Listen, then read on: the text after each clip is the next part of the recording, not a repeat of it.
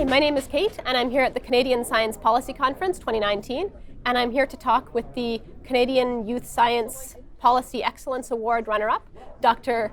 Mahzad Sharifahmadian. And I would like to ask you some questions about your work and about your policy proposal.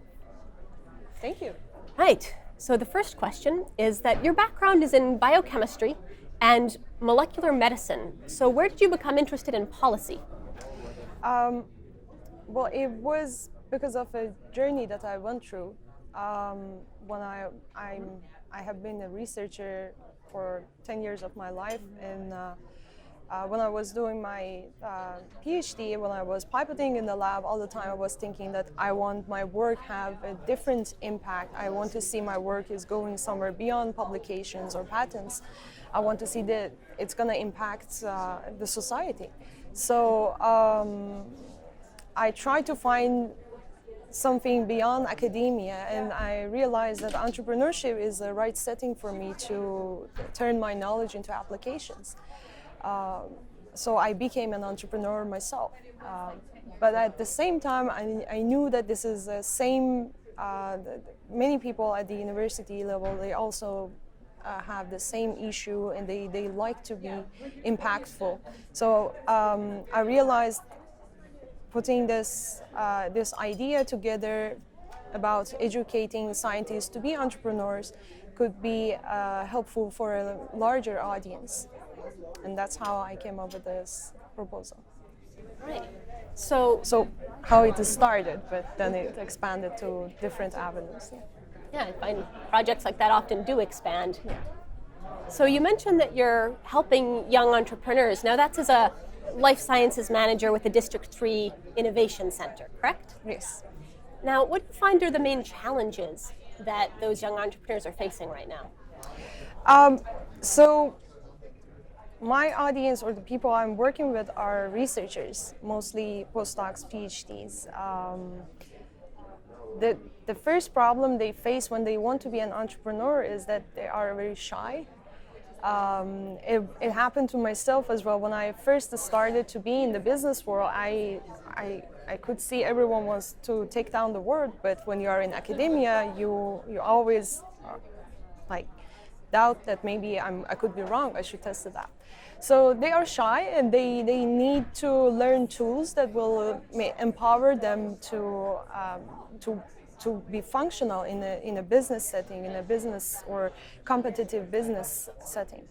The second thing is about most of the time research scientists, entrepreneurs, they don't have any idea about the market fit of their product, so they don't know who will be using their product.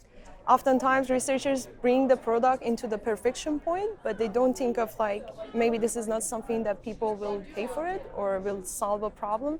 So we need to work with them a lot to understand how to validate their market fit.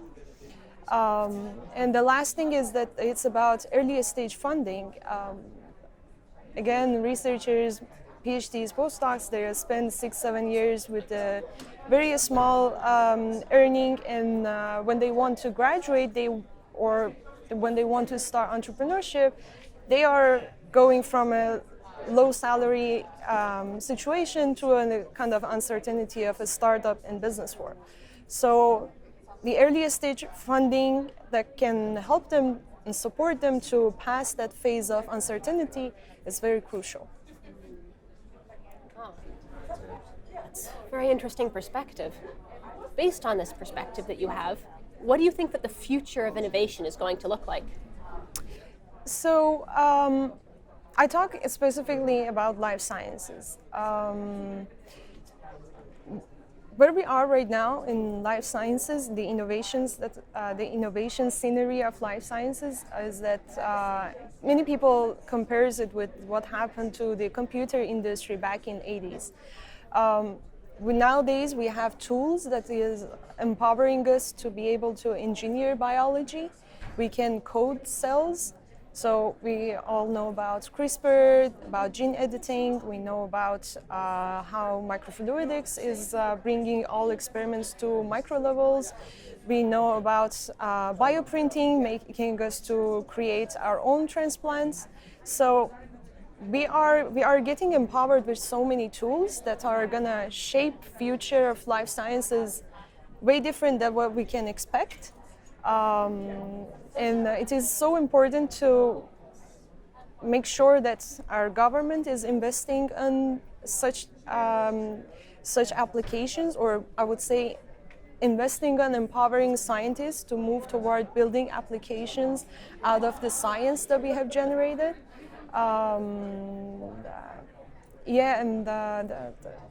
This is the right timing, in fact, for scientists to step into entrepreneurship, because something amazing going to happen about life science industry. Yeah. Wonderful. So your proposal, the one that you submitted for the policy award, is entitled Scientist Entrepreneurs, the Engines of Economic Growth. What is one main takeaway from that proposal? So when we think about economic growth, there is a chain of factors that are impacting the economic growth. Science definitely is serving economic growth in so many aspects, but for sure in two main aspects. One is generating technologies that could be adopted by industries and turn to economic values. And the other one is training talents who can work in the industry and the human capital of this whole economy that we are serving. So Canada is doing a great job in both in these both aspects. But when it comes to how we engage our talents to serve the industry, or how we translate our technologies into wealth creation, we don't do as good as we do the previous step. So the idea of scientist entrepreneurs was addressing both problems. In fact, that the talents that we have trained, the money that we invested on training talents, now we can keep them within the country and create jobs for them that is suiting their own level of education and expertise. Because we know most of the time PhDs, postdocs, they get overqualified for jobs. There is no job specific to their expertise.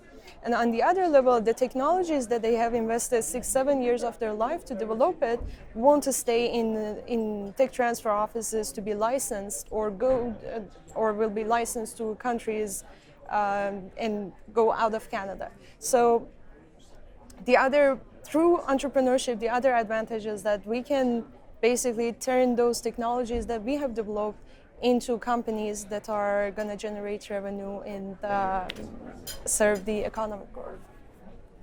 Sounds like a great plan. Yes. It's been great to have you here at the Canadian Science Policy Conference. Thank you. One last question. What do you think the value is of this conference for young entrepreneurs? So this is my first time here, and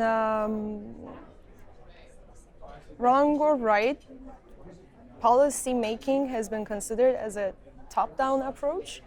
I believe being here is a great opportunity to